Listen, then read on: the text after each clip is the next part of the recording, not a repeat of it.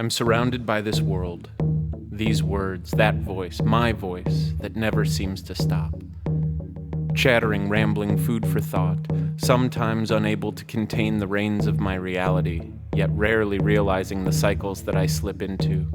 Saying the same thing to this self over and over and over again, chewing on the same leaf day after day. Though slowly I see I grow somehow, some way.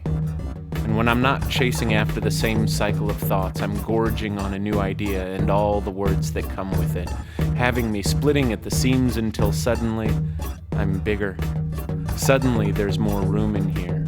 It's as if I've left some of myself behind, but I'm still the same, still devouring every new thought, still stuck in the same cycle, still hearing that voice, my voice, and all those words. So many words.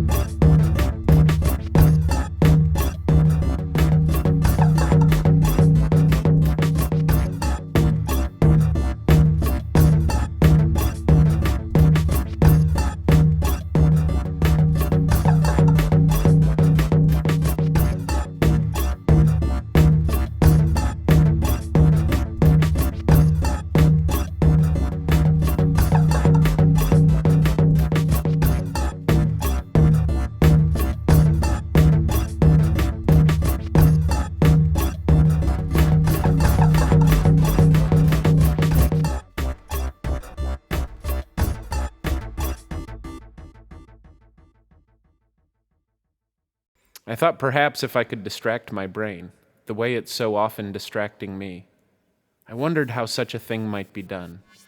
And in searching myself, I found a thought I had been fed some time ago, a thought which I had certainly become. Breath. The one defining feature of life, respiration, is something my brain does every moment, but I seldom hear about in my internal chatter. Maybe if I tried to listen to what my brain was doing, which was vital, I might not hear what it was doing that was trivial. And so I tried it. Inhale, exhale. Inhale, exhale. Inhale, exhale. If I noticed a thought as it arose, I responded, inhale, exhale. Inhale, exhale. And there were lots of them. Ideas of every kind. What am I going to do about dinner? When such and such yelled at me today, what I should have said was, why am I doing this? If I'm having too many thoughts, this is hopeless. I'm hopeless. What use is silence, even if I find it? Lots and lots of thoughts. Plans, memories, judgments, fantasies. You name it, I had them. But with a little time, with a little practice, I wasn't following them into that overfed space, which always left me feeling surrounded, overwhelmed, drowned. The thoughts swirled around me like gnats, but if I stuck to my mantra, inhale, exhale, inhale, exhale, I wasn't bitten by them or bothered by them. I just was. And so were they. And that was the closest I had gotten to silence. I wasn't necessarily silent, but I was still. And I wasn't stuffed, I wasn't bursting, I was almost blissful. Choosing just to be.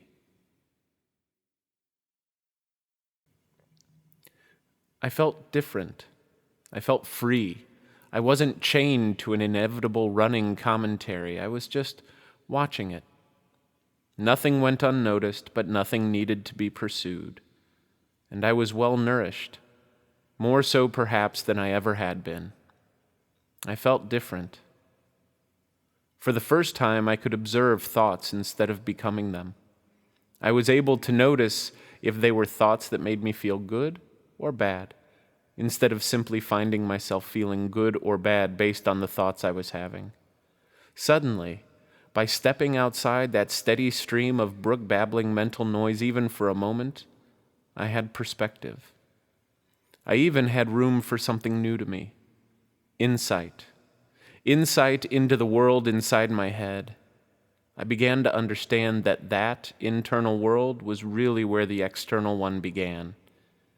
Any event, any experience depended upon how I chose to interpret it, how I chose to react to it, how I chose to be in response to it. I could choose panic or rage or sadness or bliss. I could choose stillness. After a little time, after a little practice, I even noticed moments of that stillness when my eyes weren't closed, when I wasn't repeating inhale, exhale. I could be driving or in line at the grocery store and I was just there. No judgments, no commentary, no thoughts, just being. While I drove, while I waited, while I walked, I just was. It seemed that the more often I made time for stillness, the more often I had those unexpected moments of just being. Being present, being still, being myself without the incessant internal chatter, being free. And so I made an effort to practice every day, even if only for a few minutes. I made that space for myself, for stillness, for freedom daily.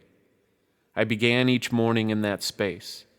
Before the world threw anything at me, good or bad, I grounded myself, anchored myself, choosing just to be.